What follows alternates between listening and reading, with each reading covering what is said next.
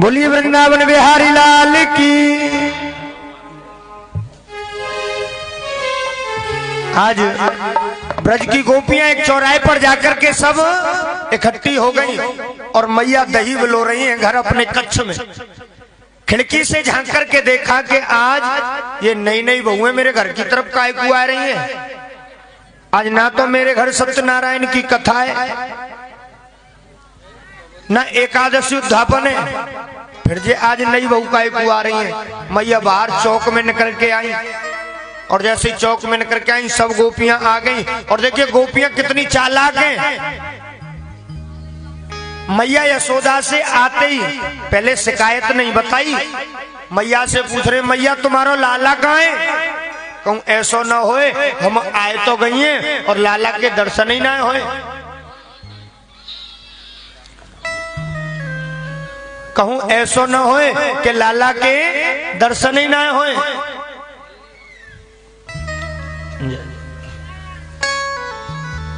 बोलिए वृंदावन बिहारी लाल की जय हो। कहूं ऐसा न होए कि लाला के हम दर्शन ना पाए सके। सो मैया से पूछ रहे मैया तुम्हारा लाला कहाँ है।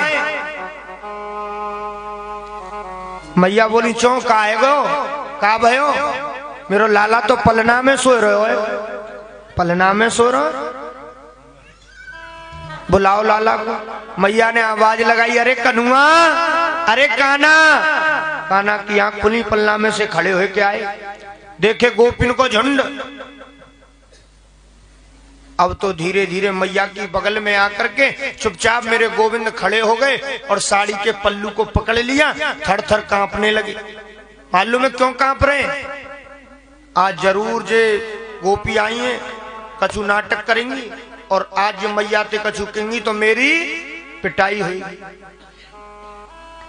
आदरणीय सुखदेव जी महाराज कहते हैं परीक्षित से कि राजन इस झांकी का एक बार दर्शन करो और सभी आंख बंद करके इस झांकी का दर्शन करो।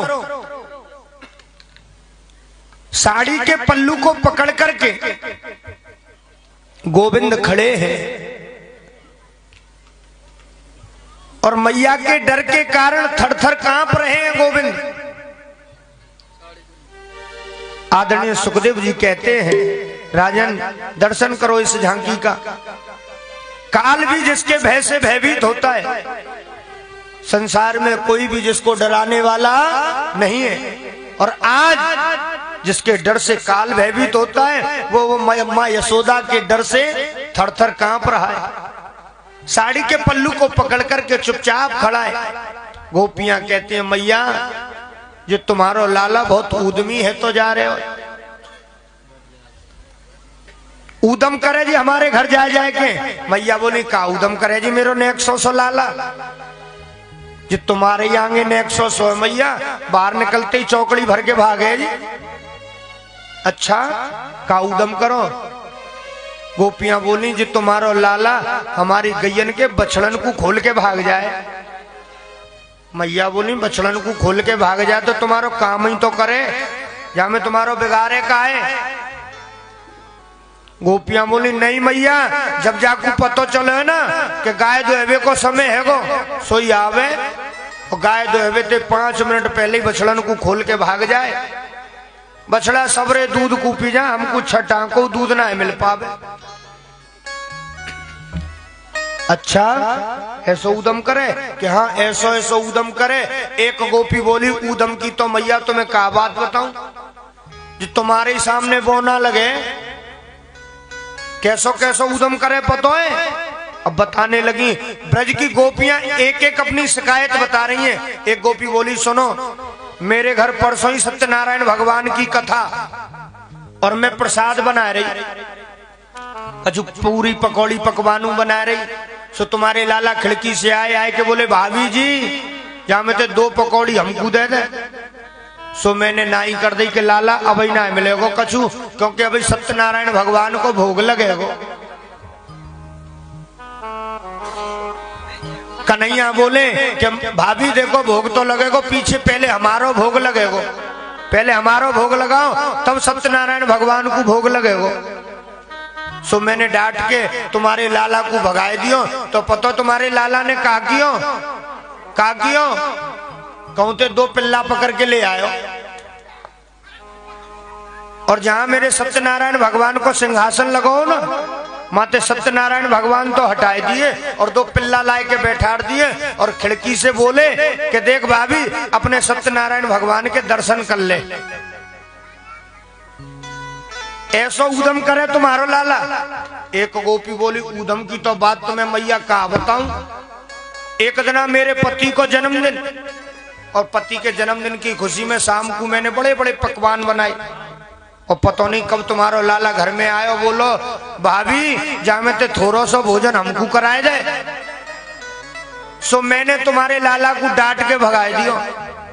तो मालूम है तुम्हारे लाला ने कहा करो कि मेरे पति बेचारे रात्रि में आए, भोजन करो, भोजन करके प्रेम से सोए, और तुम्हारे लाला पता ना कब घर में घुसे आए, और रात्रि में हम तो सोए गए। तुम्हारे लाला ने कहा करो मेरी चोटी और मेरे पति की दाढ़ी से बांध के और वहां से भाग गया। अब अर्धरात्रि के समय आधी रात पे हमें लगी प्यास, पति को प्यास लगी, वो पानी पीवे के ताई खड़े भये। अब जैसे खड़े भये तो इधर से तो उनकी दाढ़ी खींचे, इधर से मेरी चोटी खींचे। अब तो वो मुझसे पूछे क्या कर रही हो देवी, और मैं उनसे कहूं तुम क्या कर रहे हो। अब जैसे तैसे करके हमने उजाला किया, और उजाले में जाके देखो तो आधी तो उनकी दाढ़ी उखड़ गई और आधे मेरी चोटी के बाल उखड़ गए। बोलो राधे राधे। ऐसा उदम करे तुम्हारो लाला। और उदम की तो छोड़ो मैया, तुम्हारो लाला माखन की चोरी करे हमारे घर में जाके, माखन की चोरी करे जी। नेक्सो तो छोरा माखन की चोरी कहा जाने। मैया तुम्हारे सामने लगे नेक्सो, हम कितनी बार कहें बाहर ना लगे जी नेक्सो। चोरी करे जी तुम्हारो लाला माखन की। मैया बोली अच्छा चलो बालक के समझ ना आए, ऐसा करो तुम जाको राजी से माखन दे दियो करो। राजी से माखन दोगी ना तो जो चोरी ना करेगो। एक गोपी बोली मैया मैंने राजी से परसों ही दो। मालूम है परसों मुझे तुम्हारो लाला का कह रहे हो, मुझे बोलो राजी ते ना लूंगो, हमको तो चोरी को ही अच्छा लगे, राजी को अच्छा ही ना लगे। अच्छा एक गोपी बोली सुनो अकेलो और ना आवे चोरी करवे, पूरी ग्वाल मंडली आवे जाके। और मालूम है जाकी मंडली को नाम कहा है बाल गोपाल चौर्य विद्या प्रचार प्रसार मंडल, जाकी मंडली को नाम है। और जाकी मंडली में श्री दामा तोष मधुमंगल कन्हैया और बंदर, बंदरन को माखन लुटावे, माखन की चोरी करे।